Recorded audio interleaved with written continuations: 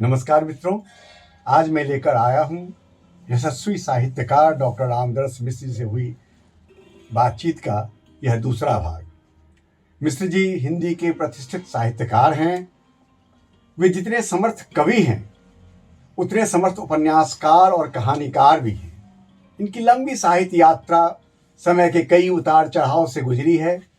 जीवन की 9 दशकों से भी अधिक की अनुभव समेटे इस वरिष्ठ साहित्यकार से हम जानेंगे कि गांव की सादगी क्या है, क्यों गांव के लोगों ने कह दिया था कि यह निरक्षर ही रह जाएगा, कैसे अलाव की राख से माँ की उंगलियों से अक्षर झड़ने लगे, कैसे सारा गुजरात इस साहित्यकार को अपना सा लगने लगा।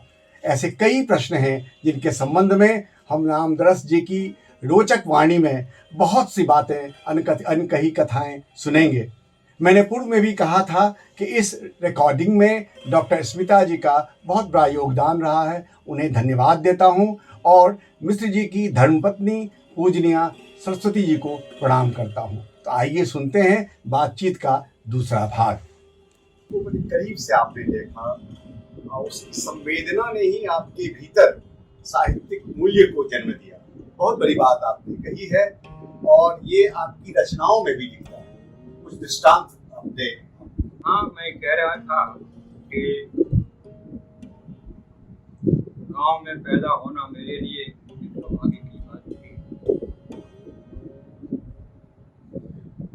उस वक्त का जो गांव था वह काफी अच्छा था, भाईचारा था उसमें। मुझे फैज की एक शेर याद आता है, कितने अच्छे लोग थे जिनको अपने गम से फुर्सत थी, पूछे थे अहवाल जो कोई दर्द मारे गुजरे था। ये गांव था। हाँ, बुराइयां भी थी, कमजोरियां भी थी, कुल मिलाकर के एक सामूहिकता थी, एक सामूहिक भाव था और एक सादगी थी जीवन की। तो उस गांव ने मुझे सादगी, जो लोग पूछते हैं आपकी सादगी कहाँ से मिली, आपको सड़क का कहाँ से मिली, गाँव से मिली है। मैं अभी भी वैसे ही तरह से सादा जीवन जीना चाहता हूँ, सादा खाना चाहता हूँ, सादा पहनना चाहता हूँ और जीवन में सादगी देखना चाहता हूँ। तो मैं कह रहा था कि गांव से मैंने बहुत कुछ लिया और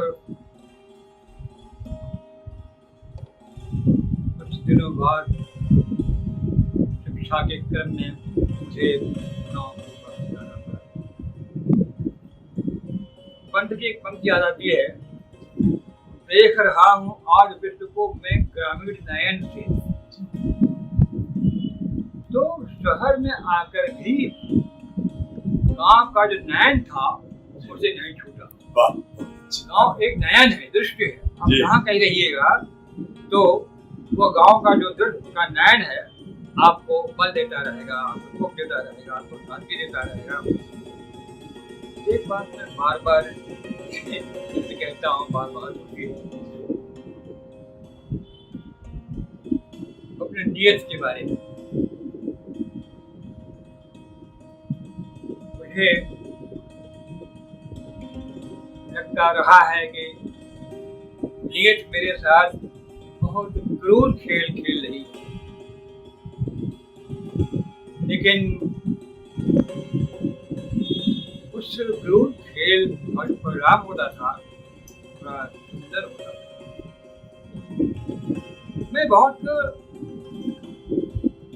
सामान्य बुद्धि का आदमी हूँ, सामान्य प्रतिभा का आदमी हूँ, लेकिन उस सामान्य प्रतिभा के सहारे ही चलता रहा। अब बताऊं, मुझे अक्षर ज्ञान कराया जा रहा था तो लोग करा नहीं पा रहे थे, मैं पकड़ नहीं पा रहा था। अभी भी नहीं। तो लोगों ने घोषणा कर दी कि नहीं पड़ेगा। लेकिन एक दिन जाड़े के महीने में सुबह सुबह माँ ने अलाव की राख को आगे बिखेर दिया, वो साक्षर थी। अब बेटा जरा उंगली देना, देखो क। तो माँ ने क लिखवाया, तो माँ की अंगुलियों से अक्षर झड़ते चले गए। वो जो एक माँ का विश्वास था, माँ के आदर्श थे, उसने मुझे अक्षर ज्ञान करा दिया। जब करा दिया मैं धीरे धीरे आगे बढ़ने लगा, मुझ में प्रतिभा जागने लगी और मैं हर क्लास में ठीक ठाक रहा। गांव का आदमी था, मिडिल स्कूल तक गांव के पास स्कूल था। मिडिल स्कूल पास कर लिया, अब सोचा क्या किया जाए। आसपास अंग्रेजी स्कूल था नहीं, गांव की घर की इतनी औकात थी नहीं को बाहर भेज करके मुझे अंग्रेजी पढ़ाया, लेकिन फिर भी कुछ करना तो है। तो उनका नहीं, ये रास्ता है, अंग्रेजी का रास्ता है, इसके बगैर उद्धार नहीं है। तो गांव के पास ही एक सज्जन मैट्रिक पास थे और मैट्रिक की तैयारी कराते थे, वहाँ मैं गया। 2 साल तैयारी कराई, इम्तिहान दिया और फेल हो गया अंग्रेजी में। देखिए नियत क्या खेल कर रही है। अंग्रेजी में फेल हो गया, मैं बड़ा उदास हुआ, निराश हुआ। पंडित जी ने कहा कि निराश मत हो, काशी विद्यापीठ में पत्रकारिता का कार्यक्रम का क्लास खुल रहा है, वहाँ तुम विषय योग्यता पास हो ले लेंगे।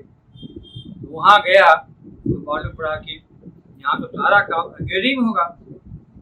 तो हमारे गांव के एक सज्जन आज में काम करते थे, उन्हीं का ठहरा था। और देखिए कैसे कैसे कहाँ से रास्ता मिलता है। उन्होंने कहा कि अरे तुम उदास क्यों हो, अभी तुम्हारी उम्र क्या है। मेरे दोस्त हैं, उनका स्कूल चलो पढ़ो वहाँ पर। तो वहाँ पढ़ने गया जी। हाँ जी, कहा है? तो परिणाम ये हुआ,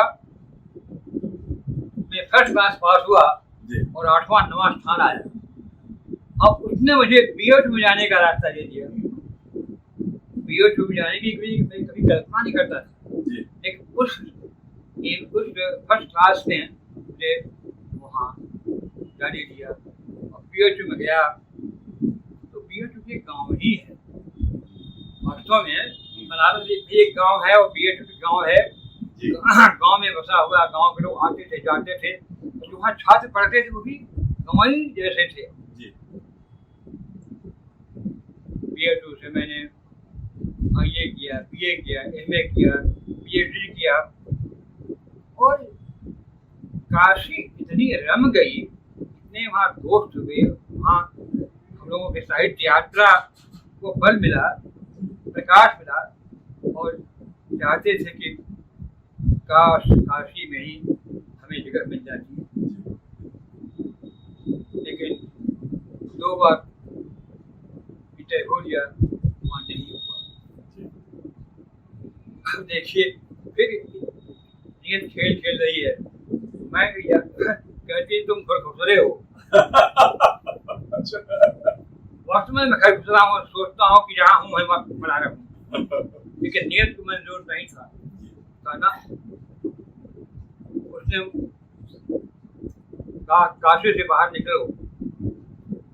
तो मैंने 2 जगह अप्लाई किया, एक तो पटना में जहाँ मधु जी काम करते थे, उन्होंने कहा कि यहाँ अप्लाई करो, हम है ना। एक किया बड़ौदा में, तो बड़ौदे का इंटरव्यू पहले आ गया, मैं वहाँ चला गया। तो गुजरात में बड़ौदा से अहमदाबाद गया, नवसारी गया, फिर अहमदाबाद आया और पूरा गुजरात जैसे अपना हो गया। इतना बड़ा अनुभव मिला, यानी गांव का अनुभव था ही, उसके बाद मुझे शहर का इतना बड़ा अनुभव है, पूरे प्रदेश का इतना बड़ा अनुभव मिला कि मुझे का नियत ने जो मेरे साथ काम किया है बहुत मंगलमय काम किया है और प्यार मिला। ये वो इतना इतना प्यार था। लोग जाते हैं गुजरात में, बस लौट कर आते हैं, कहते हैं अरे मिश्र जी पूरा प्रदेश आपको याद करता है। रघुवीर ने चौधरी ने कहीं लिखा है कि नामवर सिंह ने कहा है कि मिश्र जी का की गरिमा देखनी चाहो तो गुजरात जाओ। अच्छा, बहुत बढ़िया। तो मंगल जो डीएट ने हमें गुजरात का पूरा अनुभव दिया, 8 साल का अनुभव दिया। मैंने कहानियाँ लिखी, उपन्यास लिखे और दूसरा घर उपन्यास लिखा उस पर। फिर ये जो खेल खेल रही है, मैं जेवियर में था, वहाँ नया गुजरात में नया कोर्स बना, वहाँ हिंदी इंटर तक अनिवार्य थी।